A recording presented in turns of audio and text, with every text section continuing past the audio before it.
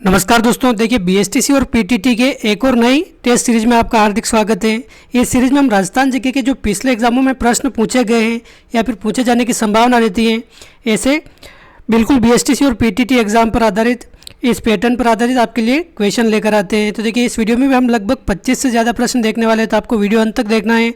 और देखिए हर एक प्रश्न के साथ आपको आंसर भी खुद से कमेंट करते हुए चलना है। तो देखिए अगर पहले प्रश्न की बात करें, क्या कह रहा है अपने पहला प्रश्न, जब अकबर ने अक्टूबर 1567 में चित्तौड़गढ़ के किले की घेराबंदी की थी तो उस समय मेवाड़ के महाराणा कौन थे? क्या हो जाएगा इसका आंसर? तो देखिए अकबर ने 1567 में चित्तौड़गढ़ किले की घेराबंदी की थी, उस समय मेवाड़ के महाराणा कौन थे? उदय सिंह थे। ये अपने महाराणा प्रताप के पिता हैं, महाराणा प्रताप के पिता हैं ये अपने उदय सिंह, उस समय मेवाड़ के महाराणा थे। और देखिए ये अपने चित्तौड़गढ़ किले की जिम्मेदारी अपने जयमल और फत्ता इनको सौंप कर अपने ये पहाड़ियों में चले गए थे, अरावली के पहाड़ियों में। तो अपने ऑप्शन सी हो जाएगा इसका सही आंसर। और जयमल फत्ता यहाँ पर लड़ते हुए वीर गति को प्राप्त होते हैं। और देखिए फत्ता की पत्नी थी फूल कंवर, इनके नेतृत्व में अपने शाखा होता है, जौहर होता है मतलब, और चित्तौड़ का तीसरा शाखा होता है। फूल कंवर के नेतृत्व में अपने जौहर होता है। तो अपने उदय सिंह थे उस समय महाराणा। अगला प्रश्न है, उत्कीर्णन की प्रसिद्ध थेवा कला का संबंध किस जिले से है? तो क्या हो जाएगा इसका आंसर? तो देखिए थेवा कला हमने कई बार देख लिया है, इसका संबंध अपने प्रतापगढ़ जिले से है। प्रतापगढ़ जिले के जो अपने सोनी परिवार हैं, सोनी परिवार ये अपने थेवा कला के लिए प्रसिद्ध हैं। तो ऑप्शन डी हो जाएगा इसका सही आंसर। अगला क्वेश्चन है, अजमेर के ख्वाजा मोइनुद्दीन किस सूफी सिलसिले से संबंधित हैं? तो देखिए ख्वाजा मोइनुद्दीन किस सूफी सिलसिले से संबंधित हैं? क्या हो जाएगा इसका आंसर? तो देखिए हम इनका जब पूरा नाम पढ़ते हैं ख्वाजा मोइनुद्दीन, तो अपने चिश्ती, ये पूरा नाम है ख्वाजा मोइनुद्दीन चिश्ती, तो अपने ये चिश्ती सिलसिले के संस्थापक है अपने। ऑप्शन सी हो जाएगा इसका सही आंसर। इनकी प्रसिद्ध दरगाह कहाँ है? अपने अजमेर में स्थित है। भारत का मक्का कहा जाता है अजमेर को। तो अपने चिश्ती सिलसिला हो जाएगा इसका सही आंसर। भारत में चिश्ती सिलसिले के प्रवर्तक अगर पूछा जाए तो ख्वाजा मोइनुद्दीन चिश्ती हैं। तो ऑप्शन सी हो जाएगा इसका सही आंसर। अगला प्रश्न है, दिल्ली की रायसीना पहाड़ी किसका हिस्सा है? क्या हो जाएगा इसका आंसर? तो देखिए दिल्ली की रायसीना पहाड़ी अपने अरावली पर्वत श्रृंखला का हिस्सा है। अरावली पर्वत श्रृंखला आपको पता होगा गुजरात से लगाकर राजस्थान हरियाणा सहित अपने दिल्ली तक फैली हुई है। और दिल्ली का अंतिम हिस्सा अरावली पर्वतमाला का कौन सा हिस्सा है? ये रायसीना की पहाड़ी, जहाँ पर राष्ट्रपति भवन बना हुआ है, राष्ट्रपति भवन। और अपने राजस्थान में अरावली पर्वतमाला लगभग 550 किलोमीटर, यानी कि कुल अरावली पर्वतमाला की लंबाई का 80% हिस्सा अपने राजस्थान में है। तो आप ध्यान रखें रायसीना पहाड़ी अपने अरावली पर्वत श्रृंखला का हिस्सा है। ऑप्शन बी हो जाएगा इसका सही आंसर। अगला प्रश्न है, मुर्रा एक किसकी नस्ल है? तो देखिए मुर्रा अपने भैंस की नस्ल है। ऑप्शन बी है सही आंसर। मुर्रा आ जाए, बदावरी आ जाए, मेहसाणा आ जाए, नागपुरी आ जाए, सूरती आ जाए, ये सभी अपने किसकी नस्लें हैं? जाफराबादी, ये सभी अपने भैंस की प्रमुख नस्लें हैं। मुर्रा सबसे उत्कृष्ट नस्ल है अपने भैंस की। अगला क्वेश्चन है, निम्न में से कौन से उत्सव का आयोजन बूंदी में होता है? ग्रीष्मोत्सव, वेलुजन उत्सव, कजली तीजोत्सव या गणगौर? क्या हो जाएगा इसका आंसर? तो देखिए बूंदी में अपने कजली तीजोत्सव इसका आयोजन होता है। ऑप्शन सी कजली तीजोत्सव। अगला क्वेश्चन है, निम्न में से किस स्थान से बौद्ध चैत्यालयों के अवशेष प्राप्त हुए हैं? तो देखिए बौद्ध चैत्यालयों के अवशेष अपने कहाँ से प्राप्त हुए हैं? तो देखिए हमने कई बार ये प्रश्न देख लिया है। बेराट जयपुर से अपने बौद्ध सभ्यता, बौद्ध चैत्यालयों के अवशेष प्राप्त हुए हैं। महाभारत कालीन अवशेष प्राप्त हुए हैं। मौर्य कालीन अवशेष प्राप्त हुए हैं। अशोक का यहाँ पर बाबरू शिलालेख मिला है। अशोक का बाबरू शिलालेख अगर पूछे तो कहाँ से मिला है? अपने बेराट जयपुर से। तो ऑप्शन सी हो जाएगा इसका सही आंसर। अगला क्वेश्चन है, जुझार जी राजस्थान के किस जिले से संबंधित हैं? तो देखिए जुझार जी अपने झुंझुनू, सीकर, उदयपुर या अजमेर? क्या हो जाएगा इसका आंसर? जुझार जी अपने सीकर जिले से संबंधित हैं। Option B. और देखिए सीकर जिले में अगर बात करें तो इनका सीकर जिले में श्यालोदड़ा में इनका मंदिर बना हुआ है, जहाँ पर इनका रामनवमी के दिन यहाँ पर मेला पड़ता है। तो अपने जुझार जी अपने सीकर जिले से संबंधित हैं। ऑप्शन बी हो जाएगा इसका सही आंसर। अगला प्रश्न है, केलम दे किस लोक देवता की पत्नी थी? तो देखिए केलम दे तेजा जी, जसनाथ जी, इलो जी या फिर गोगा जी? तो देखिए गोगा जी की पत्नी का नाम क्या था? अपने केलम दे। अपने राजस्थान के पंच पीर में शामिल है अपने गोगा जी। गोगा जी को जाहर पीर के नाम से भी जानते हैं, हमने कई बार बात कर ली है। जाहर पीर आ जाए, सांपों के देवता आ जाए, तो देखिए अपने गोगा जी को कहते हैं। और इनका जन्म कहाँ हुआ है? अपने ददरेवा चूरू, ये इनका जन्म स्थान है गोगा जी का। तो ऑप्शन सी हो जाएगा इसका सही आंसर। अगला प्रश्न है, विश्व का पहला ऊंट अस्पताल कहाँ स्थापित किया गया है? तो देखिए विश्व का पहला ऊंट अस्पताल जैसलमेर, बीकानेर या बाड़मेर या दुबई। तो देखिए 100% आप आंसर इन तीनों में से फर्स्ट वाले तीन जो ऑप्शन है इनमें से ही करके आएंगे, लेकिन इसका आंसर क्या हो जाएगा? अपने विश्व का पहला ऊंट अस्पताल अपने दुबई में है। 2017 में इसको स्थापित किया गया था। तो ये पूछा जाए अगर, तो आपको ध्यान रखना है दुबई में स्थित है। पीटीटी एग्जाम में पूछा गया प्रश्न है ये, तो आप ध्यान रखिए दुबई में स्थित है विश्व का पहला ऊंट अस्पताल। अगला प्रश्न है, श्री कल्याण जी का मंदिर किस जिले में है? तो देखिए श्री कल्याण जी का मंदिर अपने टोंक जिले में है। टोंक जिले में टोंक डीगी जो अपने मालपुरा में है, मालपुरा टोंक में, यहाँ पर अपने श्री कल्याण जी का मंदिर स्थित है। और देखिए एक प्रश्न पूछा जाता है, कुष्ठ निवारक देवता किसे कहते हैं? कुष्ठ निवारक देवता एक तो अपने राजस्थान की जो लोक देवता हम पढ़ते हैं उसमें रामदेव जी को कुष्ठ निवारक व हैजा निवारक देवता कहा जाता है।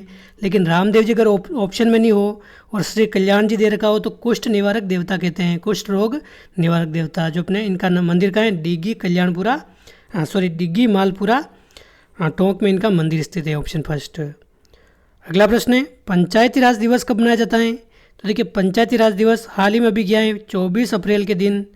24 अप्रैल को अपने पंचायती राज दिवस मनाया जाता है, क्योंकि देखिए 73वां संविधान संशोधन इस दिन से लागू हुआ था। तो अपने 24 अप्रैल को पंचायती राज दिवस मनाया जाता है।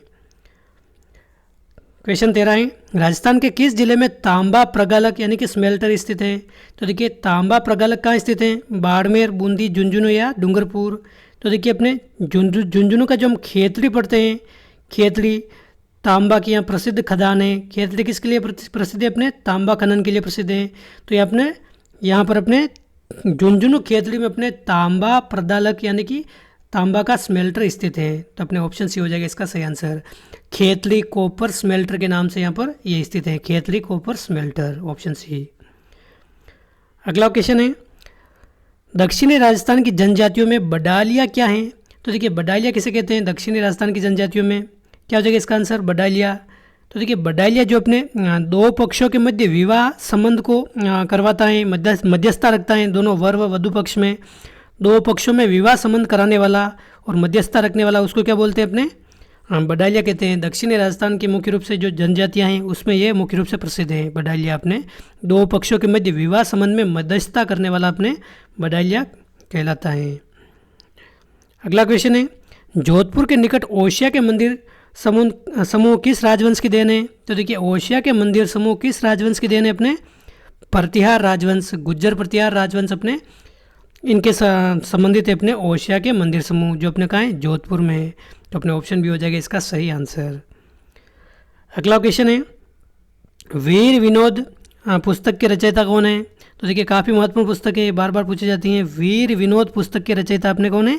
श्यामल दास। और मेवाड़ के इतिहास से संबंधित वर्णन है इसमें। और देखिए आपने पढ़ा होगा महाराणा कुंभा के बारे में, तो इसमें श्यामल दास ने वीर विनोद पुस्तक में लिखा है कि जो मेवाड़ के 84 दुर्ग थे, इसमें से 32 दुर्गों का निर्माण अकेले किसने कराया था? महाराणा कुंभा ने करवाया था, महाराणा कुंभा ने।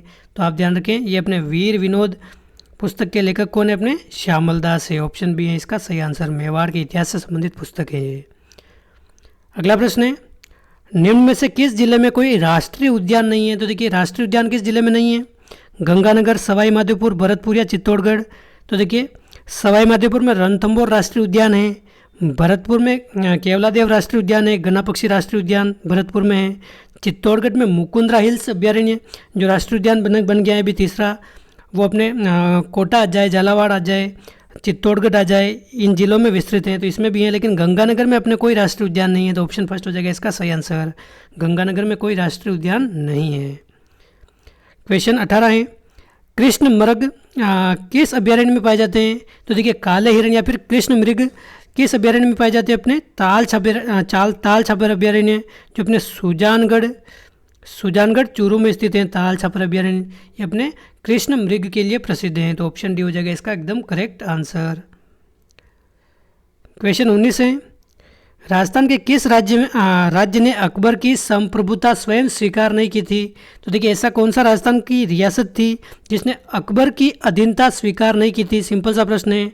आमेर, मेवाड़, मारवाड़ या बीकानेर? तो देखिए मेवाड़ रियासत, आपने पढ़ा होगा महाराणा प्रताप।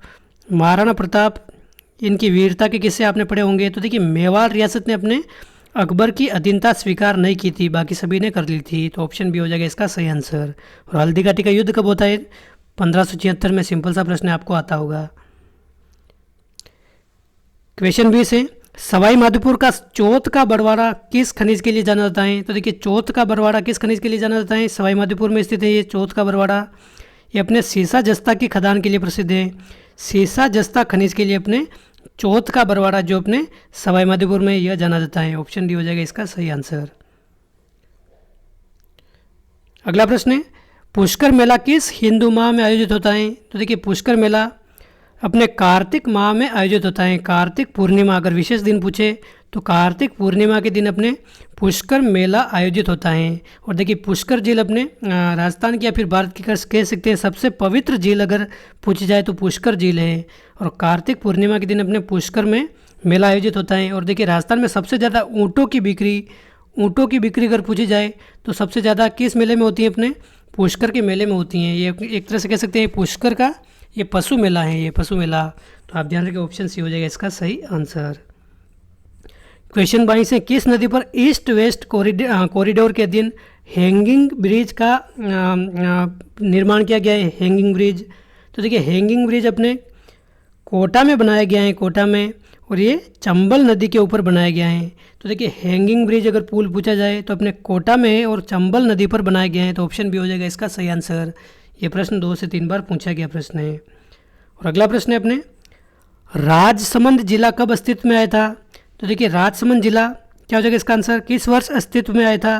तो देखिए 1991 में अगर बात करें 1991 में, तो इस दिन अपने 3 जिले बने थे एक साथ 1991। अगर डेट पूछी जाए तो 10 अप्रैल 1991 के दिन 3 जिले बने थे। कौन कौन से ये बने थे? अपने एक तो अपने 12 जिला, 12 दौसा और राजसमंद जिला, राजसमंद। तो 10 अप्रैल 1991 हो जाएगा इसका सही आंसर। 1991 राजसमंद जिला बना था। देखिए जो सारे के सारे प्रश्न पिछले एग्जामों में पूछे गए हैं, बार बार जो रिपीट होते रहते हैं वही प्रश्न मैंने इस वीडियो में शामिल किए हैं। तो आपको ये ज़रूर से ज़रूर इनको एक तरह से रट लेना है।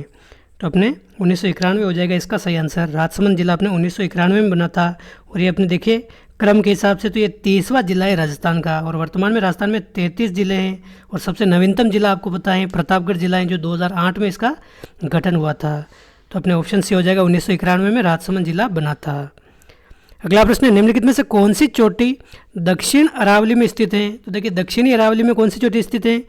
नाग पहाड़, रघुनाथगढ़, तारागढ़ या अचलगढ़? तो देखिए नाग पहाड़ तो अपने मध्य अरावली में है, रघुनाथगढ़ अपने उत्तरी अरावली में है। तो देखिए दक्षिणी अरावली में कौन सी चोटी अपने अचलगढ़ है।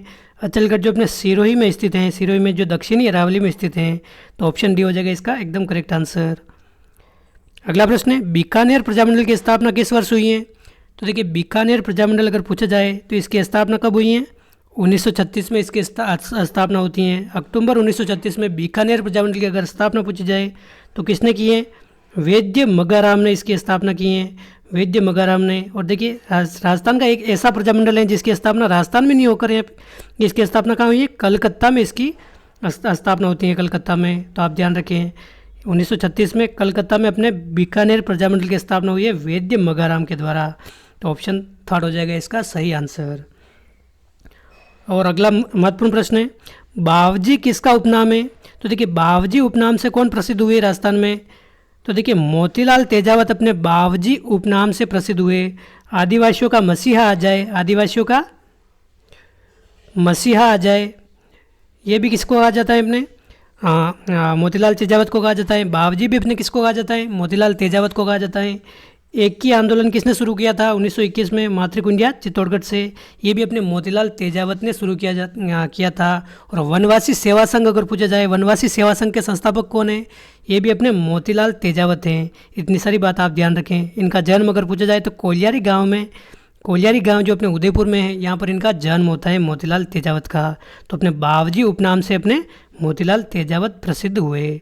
और देखिए इस वीडियो का 27वां और अंतिम प्रश्न है, खेजली वृक्ष की पूजा किस पर्व के दिन की जाती है। देखिए ये प्रश्न मैंने आपको 2 से 3 बार करवा दिया है, तो इसका आंसर आप सभी को कमेंट करके बताना है। खेजली वृक्ष की पूजा किस दिन की जाती है, इसका आंसर आप सभी कमेंट करके बताइए। और दोस्तों वीडियो अच्छा लगा तो लाइक कीजिए, चैनल पर पहली बार आए तो सब्सक्राइब कीजिए। और बहुत सारे वीडियो आपने इस चैनल पर देख लिए, पिछले वीडियो पे आप देख सकते हैं, प्लेलिस्ट मिल जाएगी हमारे चैनल पर। तो इस वीडियो में बस इतना ही, मिलते हैं अगली वीडियो में। जय हिंद, जय भारत। और इसका आंसर कमेंट करके आप ज़रूर से ज़रूर बताना है।